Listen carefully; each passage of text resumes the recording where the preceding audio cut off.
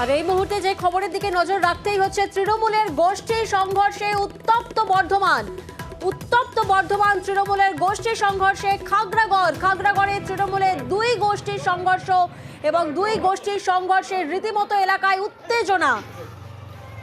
বর্ধমানের ছবি আপনাদেরকে দেখাচ্ছি। বর্ধমানে খাগড়াগড়ে তৃণমূলের দুই গোষ্ঠীর সংঘর্ষ এবং দেখুন পরিস্থিতি নিয়ন্ত্রণে এলাকায় পুলিশি টহল।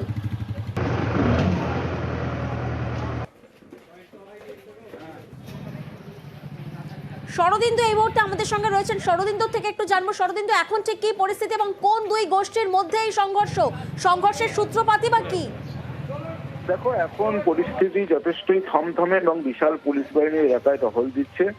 খাগড়াগড় এলাকায় একটি স্কুলের পরিচালন কমিটি গঠনকে কেন্দ্র করেই মূলত এই সংঘর্ষের সূত্রপাত এবং আজ দুপুর বেলায় তা নিয়ে উত্তেজনা দেখা দেয়। কোন তৃণমূলের কোন গোষ্ঠী সেই কর্তৃত্ব বজায় রাখবে তা নিয়েই মূলত বিবাদের সূত্রপাত হয় এবং তখনকার মতো উত্তেজনা তৈরি হলেও তা মিটে যায়। কিন্তু সন্ধ্যের পরই কিন্তু দুপক্ষ সংঘর্ষে জড়িয়ে পড়ে, দুটি গোষ্ঠী সংঘর্ষে জড়িয়ে পড়ে এবং বেশ কয়েকজনের আহত হয়েছে, তার অনেকের মাথাও ফেটেছে।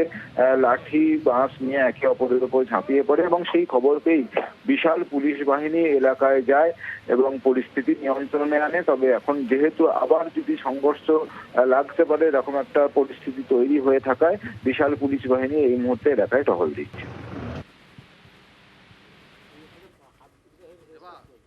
যাকে মেরেছে তার নাম হচ্ছে সালাউদ্দিন।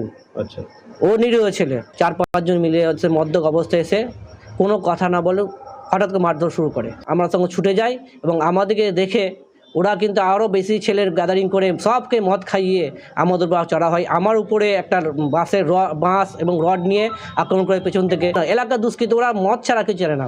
যখনই পেটে মদ পড়ে যাবে তখন এরকম তাণ্ডব এলাকার মধ্যে করে। শুধু পার্টির উপরে নয়, এলাকার সাধারণ মানুষের উপরেও তাণ্ডব করে।